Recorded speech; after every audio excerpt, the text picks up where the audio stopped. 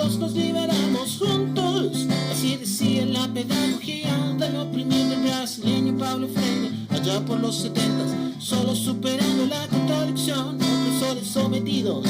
Nos liberaremos, los seres humanos en comunión. Pasamos a sujetos, ya nunca más objetos, tomamos la conciencia. No aceptamos más su falsa ciencia si llegamos a la praxis. Ahí está la verdadera conciencia. Nadie se libera solo, todos nos liberamos juntos. La educación... Todas, todos y todes deberíamos estar en igualdad de condiciones y amparados constitucionalmente para exigir el derecho a la educación que les brinde una formación integral, atienda las demandas educativas y garantice el acceso y permanencia dentro de un sistema nacional de educación pública. Con la Constitución actual, profundamente neoliberal, se nos niega dicha garantía, reduciendo el rol del Estado al de financista del negocio educativo de los sostenedores o mero protector de la libertad de los padres a elegir en qué escuela endeudarse, excluyendo a las y los estudiantes como sujetos sociales del derecho que han demandado desde hace décadas la educación que quieren y merecen. Para profundizar en el tema, les invitamos a ver la siguiente entrevista con Miguel Zárate. En primer lugar, como agradecer que estés con nosotros, que hoy día nos puedas venir a contar también y a profundizar en temas tan importantes sobre educación. Y quisiéramos partir preguntándote acerca de esta idea de la educación como un derecho. Pareciera que hoy día en la Constitución la educación no es entendida como un derecho social. ¿Tú nos podrías comentar por qué y darnos un ejemplo de ello? Bueno, gracias por la invitación, Daniela. Sí, mira, la Constitución actual es bastante mezquina en lo que se refiere a educación, sobre todo en la parte del derecho a la educación, ¿no? Primero, es bastante mezquina porque no indica lo que significa la educación en general. Siempre la educación en general en el mundo se entiende que tiene dos puntos que son fundamentales, ¿no? Uno, que debe satisfacer, por cierto, intereses de carácter personal, un desarrollo individual, pero también la educación debe tener una expresión pública, ¿no? Que tenga vinculación con objetivos, digamos, democráticos, vinculados a los derechos humanos y también con el desarrollo económico de los países, ¿no? Esas dos cuestiones la Constitución no están. Y lo que es más terrible, por decirlo así, bien, con bastante claridad, tampoco se refiere a lo que significa el derecho a la educación, ¿no? El derecho a la educación, desde los tratados internacionales y en muchas constituciones en el mundo, se podría resumir en su esencia, digamos, la médula, que es el derecho, por cierto, social, de carácter prestacional, que significa que todas las personas tienen derecho a acceder a la educación, a permanecer en un sistema de educación y a egresar de ese sistema de educación, ¿no? Este derecho, por decirlo así, todas estas características de este derecho tienen que tener ciertas cualidades, ¿no? Y estas cualidades también están dadas por los tratados internacionales, ¿no? Estas cualidades son de disponibilidad, que tenga suficiente cobertura, ¿no? De adaptabilidad, es decir, que responda a distintos contextos sociales y culturales, de accesibilidad, por cierto, ¿no? De accesibilidad material, es decir, que todos tengan, digamos, los elementos para poder desarrollar el proceso educativo, accesibilidad económica, es decir, que no se les cobre a los niños por estudiar, que no hayan dinero de por medio, y, por cierto, una accesibilidad que sea sin discriminación, ¿no? Sin discriminación bajo ningún parámetro de los que habitualmente significa la discriminación, ¿no? Sexo, etcétera, ¿no? Política, religión, etcétera, ¿no? Y además también tienen que tener lo que se llama, tienen que ser de buena calidad, ¿no? Tienen que tener aceptabilidad, como le llama el Consejo Internacional. También los sistemas educativos tienen que responder a ciertos parámetros de calidad, ¿no? Estas cuatro características se suman a lo que significa el derecho a la educación, entendido como un derecho social de carácter prestacional, ¿no? Eso yo diría, bueno, por cierto, todo lo que te estoy contando no está en la Constitución. Lo que hace la Constitución más bien es asigna a los papás el derecho preferente a educar. Eso es lo único que dice con precisión de lo que significa el derecho a la educación. Y eso lo hace con una intención, por cierto, el constituyente, ¿no? ese derecho de los padres a educar preferentemente, lo hace con dos, diría yo, intenciones. Uno, lo conecta con una característica de la libertad de enseñanza, que es que los papás pueden elegir el colegio para sus hijos. Y además lo hace con la intención de dejar al Estado fuera del sistema educativo, ¿no? Seguramente ustedes recuerdan que las constituciones anteriores a la del 80 hacían referencia fuertemente a la presencia del Estado. Era un deber del Estado el proveer educación. El satisfacer el derecho a la educación era un deber preferente del Estado, prioritario del Estado, ¿no? En la Constitución del 80 lo que se hace es dejar fuera al Estado, ¿no? Y se le asigna solamente la obligación de financiar el Estado, ¿no? Financiar un sistema educativo, ¿no? En resumen, financiar un sistema educativo significa que hay un ansias, por decirlo así, de cobertura, básicamente dando la posibilidad de que existan muchos proyectos educativos, ¿no? Y yo diría esencialmente privados, ¿no? Esta combinación de que los papás puedan elegir, y el elegir porque tienen este derecho preferente, ¿no? y que el Estado los financie, ¿no? Eso significa que los papás puedan elegir dentro de una diversa cantidad de proyectos educativos que son financiados, por cierto, por el Estado, ¿no? Deja fuera, como te comentaba, el Estado de participar en este sistema educativo.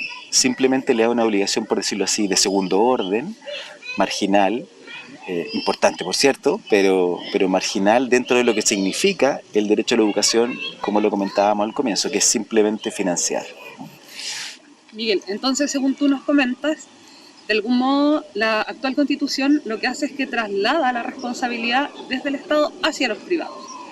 Si nosotros y nosotras quisiéramos pensar en la educación garantizada como un derecho constitucional, entonces, ¿cuál sería el rol que el Estado debería tomar en ese contexto? Sí, mira, el rol básicamente del Estado que debiese tomar en ese contexto no es más que el rol que tienen todos los sistemas de educación en el mundo que cumplen con las características del derecho internacional que yo te mencionaba. Y eso significa, en concreto, es que el Estado debe establecer un sistema público de educación, de propiedad estatal, por cierto, que sea la columna vertebral del sistema educativo general chileno, ¿no? Porque, como yo te comentaba al principio, el Estado, estas dos características o cualidades que tiene la educación de satisfacer cuestiones de carácter individual, pero también de carácter público, eso es labor del Estado, ¿no? El labor tiene que orientar a que la educación, al menos en este sistema público de educación, cumpla con estos requisitos, ¿no? Que son habitualmente estos tres que yo te mencionaba, de democratización, incide mucho el sistema educativo en los sistemas democráticos, por cierto, por miles de características que este tiene. Tiene que ver también con un rol promotor de los derechos humanos, pero muy esencialmente con el desarrollo económico del país, ¿no? Siempre los sistemas educativos tienen que responder a esta idea de modelo de desarrollo, ¿no? Que hoy día se está discutiendo tanto en Chile. ¿Cuál es el modelo de desarrollo que va a tener Chile, ¿no? La idea, creo yo, que dicen los expertos en este punto es que Chile pase a un modelo de desarrollo más bien de carácter industrial, que se industrialice el país, ¿no? Y que por cierto esté en consonancia con los requerimientos ambientales del país, ¿no? Y bueno, y eso significa, son más características por cierto, ¿no? Pero eso significa que un sistema educativo tiene que responder a eso, ¿no? Tiene que responder a las necesidades que va a plantear este nuevo modelo de desarrollo. Eso es una labor pública, ¿no? Y por eso es tan importante la presencia estatal en el sistema educacional público, ¿no? Por cierto, ese sistema educativo público de propiedad del Estado, ¿no? Tiene que cumplir con las características que te mencionaba al comienzo, pero eso no significa que se excluyan a los particulares de la provisión, ¿no? Lo que ocurre es que los particulares tienen que cumplir con una provisión de la educación que tenga características similares a las públicas, ¿no? Hoy día lo que tenemos en Chile es al revés, ¿no? Tenemos muchos privados proveyendo del servicio educativo, y a lo poco público que existe con características privadas, ¿no? Por eso es tan, yo diría, engañoso derechamente, yo creo que es la palabra, que digamos, tenemos educación pública en Chile, haciendo referencia a los actuales colegios que están en manos de las municipalidades y a los servicios locales, que son los nuevos referentes públicos. ¿Por qué es tan engañoso eso? Porque claro, formalmente son instituciones públicas, pero la verdad es que su funcionamiento funcionan con características privadas, ¿no? ¿Cuáles son las características privadas más relevantes con que funciona este sistema educativo público, entre comillas, ¿no? Bueno, reciben el mismo financiamiento, exactamente el mismo diseño de financiamiento, que es la subvención por alumno, ¿no? Con estas vinculaciones con el voucher, la competencia, el lucro, ¿no?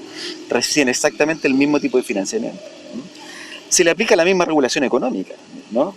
Todas estas instituciones que conocemos hoy día, la superintendencia, la agencia, etcétera, que tienen herramientas y técnicas económicas puramente tales de mercado, ¿no? Se le aplican a los servicios públicos también. Por ejemplo, se clasifican los establecimientos públicos, se clasifican los profes, se evalúan, ¿no? Hay un fuerte componente de información para que los papás puedan elegir, no se les mide, etcétera, rinden cuenta, ¿no? Y eso se ha acentuado en los nuevos servicios locales de educación. Pero también estos servicios públicos, entre comillas, tienen algunas deficiencias que están intrínsecas, yo diría hoy día, en el funcionamiento del servicio. Los expertos llaman a esto la endoprivatización, ¿no?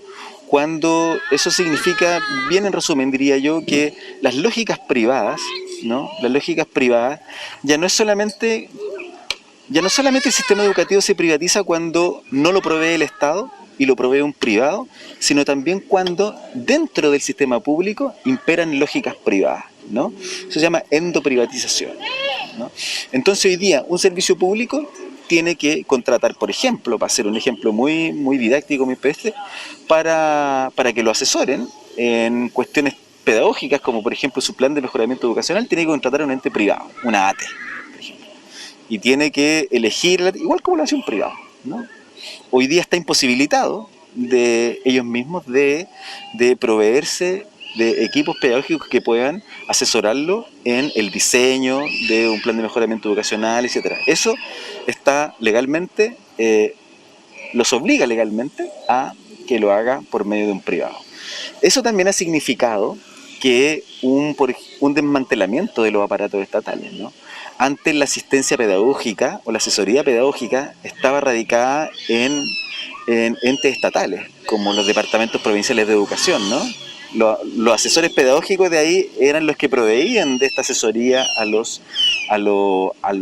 colegios. Hoy día eso ya prácticamente no existe, o existe en muy menor medida, y eso se hace principalmente hoy día por un ente privado, ¿cierto?, que cumple funciones públicas dentro de un establecimiento, que asesorar el establecimiento. Por cierto, ese ente privado gana plata, gana dinero, lucra, están vinculados habitualmente con los mismos sostenedores, ¿no? Y es un negocio en el fondo, es un negocio que se plantea. Entonces, este fenómeno de la endoprivatización en el marco de un sistema de financiamiento que genera competencia y lucro, por cierto, una regulación económica va incentivando la creación de mercados pequeñitos en que imperan las lógicas privadas y los servicios públicos se ven inmersos en ellas, ¿no? Entonces, y tienen que cumplir con las mismas características. Entonces yo diría, más allá del aspecto constitucional, lo que pasa en Chile es que no solamente basta con establecer servicios públicos educativos. Servicio público es la clave en términos jurídicos, por decirlo así, ¿no? Una actividad estatal es pública cuando se presta por servicios públicos directamente, es decir, por órganos del Estado bajo ciertas características, ¿no? Distintas a las que tienen hoy día, por cierto, ¿no? Entonces yo diría, la clave es reconstruir una educación pública distinta, no como la actual, con nuevas características que respondan a lo que ya habíamos conversado al comienzo, ¿no? Con estas características de accesibilidad, que respondan a lo que significa un derecho social y a estas claves individuales y públicas de lo que significa un sistema educativo en Chile. De esa forma creo yo que es posible que el Estado participe de lo que significa la obligación que pesa sobre ellos, porque los tratados internacionales donde se extraen todo lo que yo te estoy mencionando es una obligación estatal, ¿no? Directamente ¿Tratados estatal. internacionales a los que ha adquirido Chile? A los que está adscrito Chile, por cierto, ¿no? El más importante de todos es el Pacto Internacional de Derecho Económico, Social y Cultural, ¿no? Y todas las observaciones del comité de expertos de ese tratado son directamente exigibles al Estado chileno, ¿no? Y por cierto que están incumpliéndose hasta el día de hoy. Entonces, el rol del Estado es generar un sistema de educación pública robusto que no funcione bajo las lógicas de la privatización, digamos, del funcionamiento de los privados, Exactamente. de algún modo. Extraer al Estado, al Estado como proveedor público, extraerlo de las reglas del mercado. Y eso, la fórmula jurídica para eso es establecer servicios públicos, ¿no? Esa es la fórmula. Miguel, ¿y qué implica y cómo se entiende el principio de garantía constitucional en la educación? Y por otro lado, ¿qué debería estar explícito en la Carta Fundamental en relación a este tema? Sí, mira, ahí hay que distinguir un aspecto que hoy día está en discusión por algunos actores, ¿no? Básicamente por los actores vinculados a la derecha chilena, ¿no? A los que han sostenido el actual modelo educativo. Cuando se dice que la Constitución tiene que garantizar el derecho a la educación, ellos plantean la discusión, la llevan al recurso de protección, ¿no? Hoy día sabemos que la educación, que el derecho a la educación en esta Constitución no está garantizado por el recurso de protección. Pero garantizarlo exactamente no significa decir, bueno, hoy día tiene que estar protegido por el recurso de protección. No es, por cierto, lo contiene, ¿no? Lo contiene, yo creo que los derechos sociales tienen que estar garantizados por una acción de protección constitucional, igual como todos los demás derechos, ¿no? Civiles y políticos. Pero garantizar no significa solo eso, es una parte muy menor del aspecto.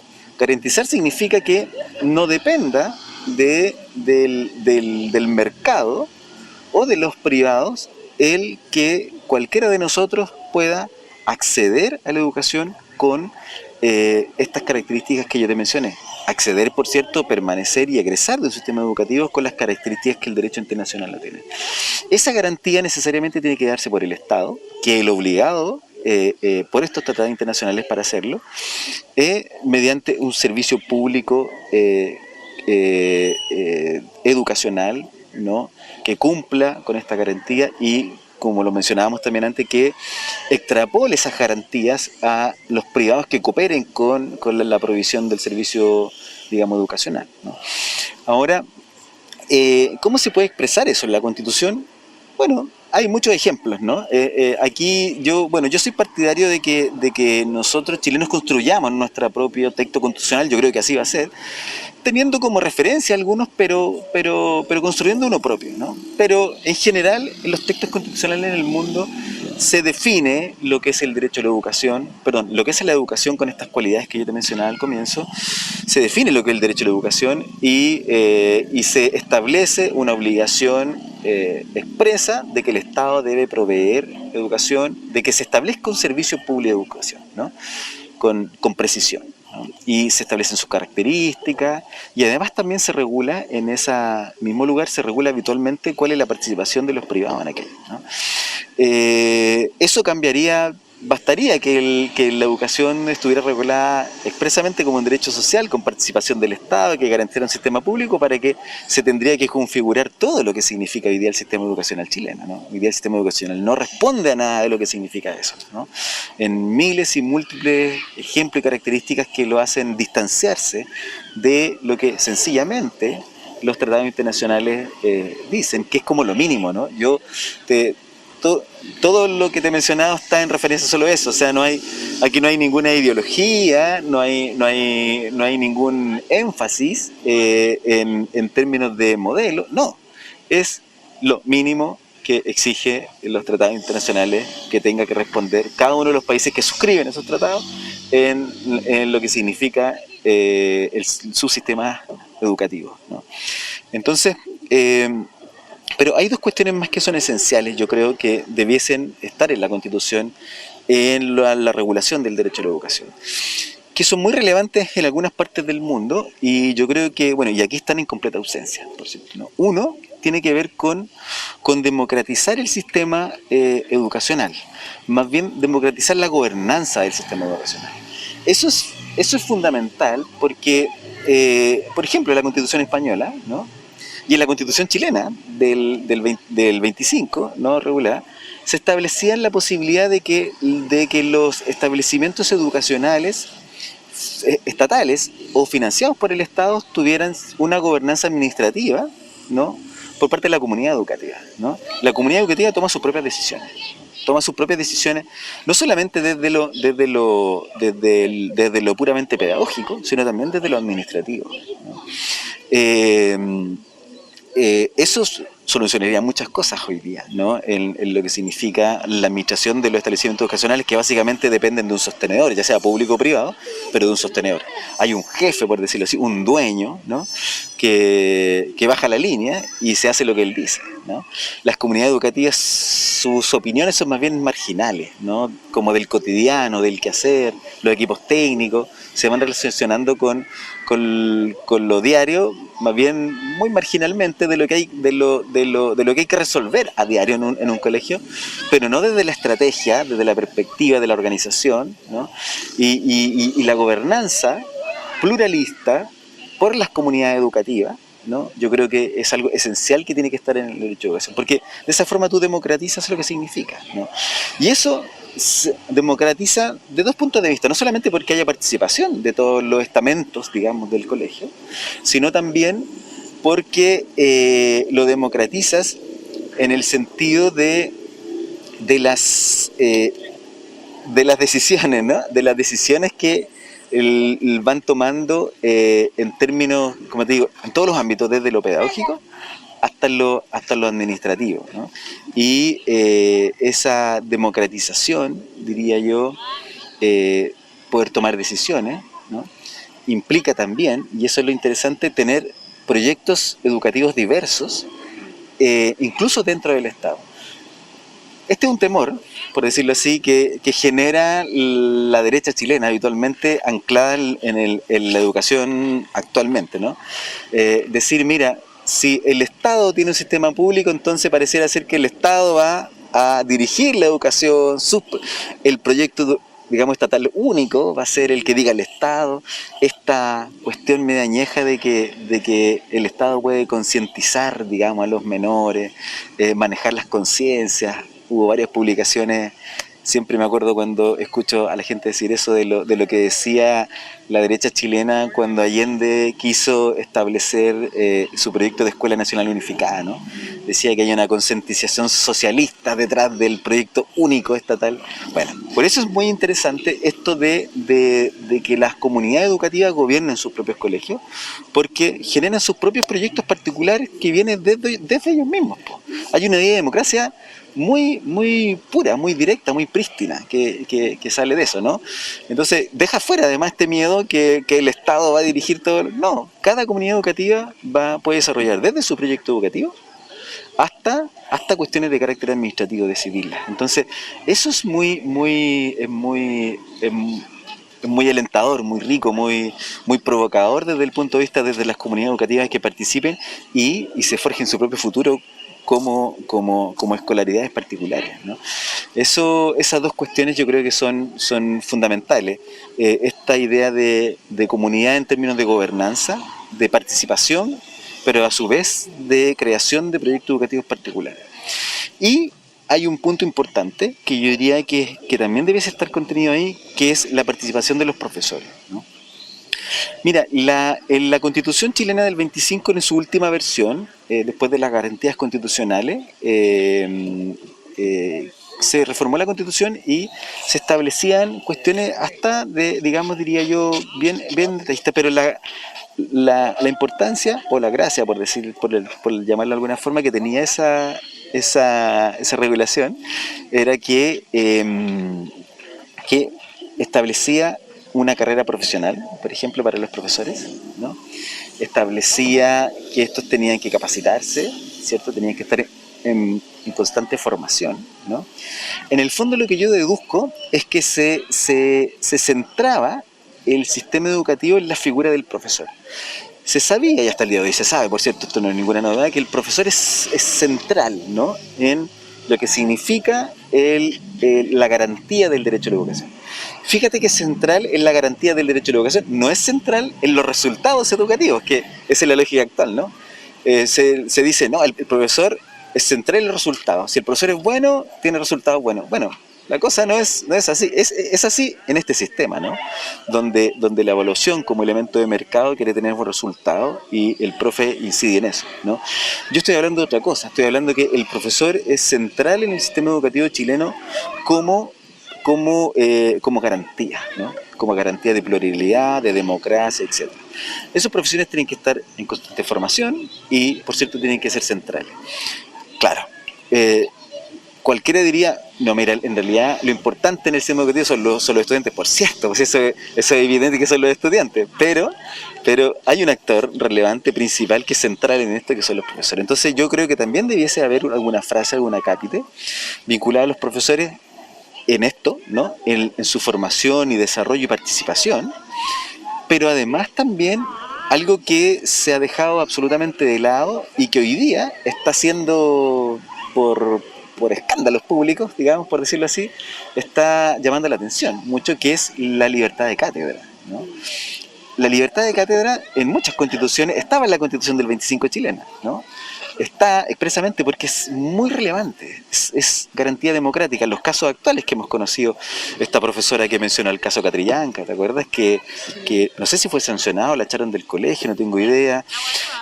Este ímpetu del Ministerio de Educación de querer sancionar conductas para el estallido social, ¿te acuerdas que algunos casos era bastante ridículo, ¿no? Cuando los profesores de música hacían cantar el Pueblo Unido a los alumnos, el venceremos, no sé, y eso como expresiones particulares quedan cubiertas absolutamente por lo que significa la libertad de enseñanza, ¿no? Ahí no hay ninguna concientización. De hecho, se escapan hasta la actual. Hoy día la Constitución prohíbe, digamos, la educación vinculada a algún pensamiento político, a los partidos políticos, ¿no? Lo prohíbe, pero ni siquiera esas conductas caían en la actual Constitución. O sea, era algo ridículo. Pero eso, de esa cuestión, digamos, yo diría un poco avergonzante para las instituciones públicas, uno extrae que es necesario decir y regular expresamente la libertad de cátedra. La libertad de cátedra no solamente como garantía también para el profesor, sino también para los alumnos, ¿no? Los estudiantes tienen libertad de decir lo que se les plazca en una sala de clases. Hay ciertos límites, por cierto, límites que son más bien formales, verbales, pero el espíritu crítico, ¿no?, de la evaluación de lo que le están enseñando está en los alumnos presentes y es lo que se tiene, ojalá que garantizar, proteger e incentivar.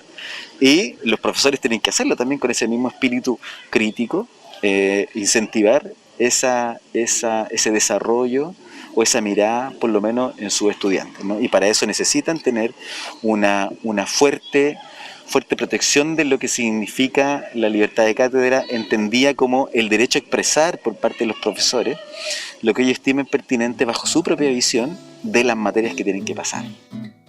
Soy Jorge Enrique Briones Vega, vocero del Movimiento por la Unidad Docente. A conquistar la educación como derecho social fundamental. Arriba las y los que luchan. Arriba las y los trabajadores de la educación. Allá por los 70, solo superando la contradicción, opresores sometidos, nos liberaremos, los seres humanos en comunión, pasamos a sujetos, ya nunca más objetos, tomamos la conciencia, no aceptamos más su falsa ciencia.